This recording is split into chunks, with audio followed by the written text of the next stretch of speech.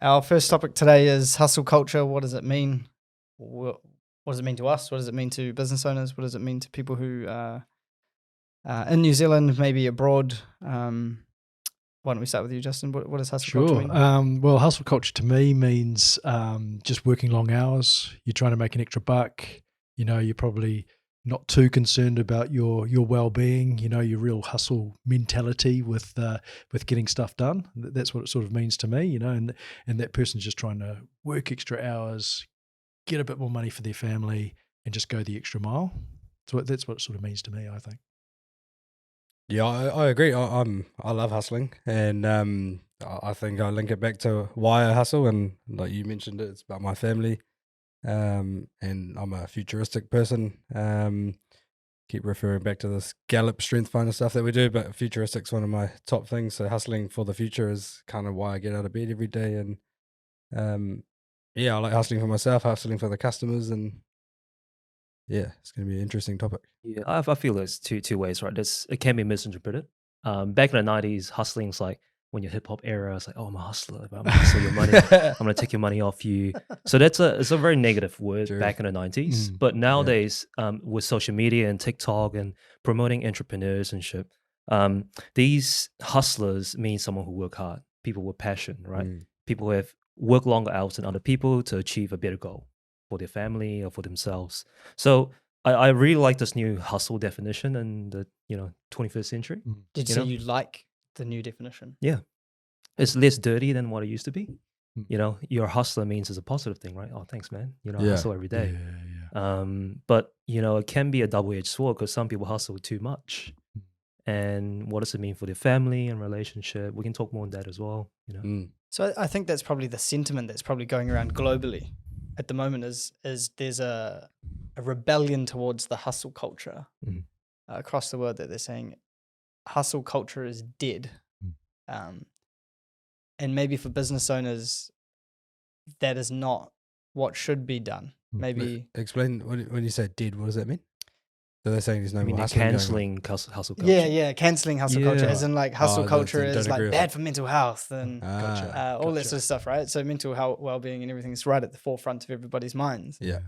And the hustle culture is impacting that. And here we are, 4 dudes that probably believe in hustle culture.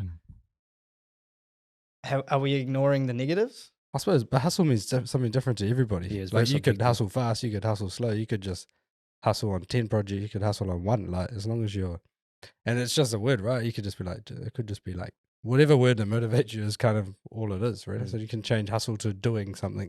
I'm just going to do this thing, or I'm going to do 10 things. From a business perspective, if someone's young, they've just set up their own business, they're probably more likely to be that hustler, because they're new in the game, they've got a lot of energy.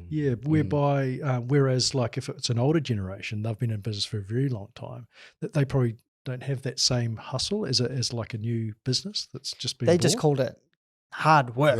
Yeah. They're probably still hustling now. There's probably hustling. Yeah, totally. So maybe in the older generations, that's what it was. You just did bloody hard work. You just did bloody hard work. I think Alistair nailed it, right? Like it was, it's just a buzzword type thing that someone would go, hard work. The younger yappies used to call it hustling, but it's just working hard, which the new generation can sometimes forget, or people always say, the boomers think the Gen Zs don't work hard, but is that really true? Some of them actually do work different hard. hard. Yeah. Right? It's a different hard. Yeah. Ultimately, everyone's got a choice. Whether you're an employee or a business owner or running a side hustle, and if you're hustling or not hustling, that's okay. You can pick, but it's because it's your choice. Yeah, and I think for the older generation as well, if they've been running their business for their entire lives, sometimes it's hard for them to stop because they think if they stop, they die. Yeah. So I think they will continue to work and hustle, if you like, until they die, because there's that fear that if they give up their work, that'll be it. Well, that's what everyone tells you, right? Oh, my dad slowed down and then he was gone in 3 years. Like, shit, really? Yeah. So maybe there is an element of truth to it. Maybe. Yeah. But I think like if you talk to your customers, any one of them, small, medium customer, they all got some sort of hustle. Like you have to, like it's kind of how you got into business, and if you don't have an element of hustle or hard work, then you're going to struggle. Like if someone comes to me and said, I have this great idea, and they don't have hustle, in my definition of hustle, then I'll kind of go, I think you're better off in employment because, like this, it's a different hustle, right? You still got to go to work. You go to 8 to 5, or you might do a few flexi hours here and there, whatever. But I think business resilience is different. I don't know if you guys agree, but like we're on all the time. Every single one of our customers on all the time, thinking about themselves, thinking about their customers, thinking about their bank account, thinking about all the hats they have to wear and take off. Like, I think that, they're different. Employment and business is different. And so like, that would be my advice to anyone wanting to start a business is you need to be ready to hustle. And totally. And like different stages of business as well. You know, you can go through time in business like the start, middle, end, right? And during that middle stage, you might just have lost your mojo for a bit. Yeah. So that's where we can come in and Betico and give them a bit of a rocket to give them a push to the next stage of their business, right? It's like cricket. It's like one-day cricket. You know, the first 15 overs are all fun. In between 15 You could have overs, power and play, It's couldn't like, I need a cricket analogy in there somewhere. But if you know what I mean, it's like but for business owners, the startup phase is really fun. It's really sexy. Talk about sexy. And scary. Yeah, it's scary. So you like have to hustle, otherwise you've got the adrenaline going. Adrenaline's going.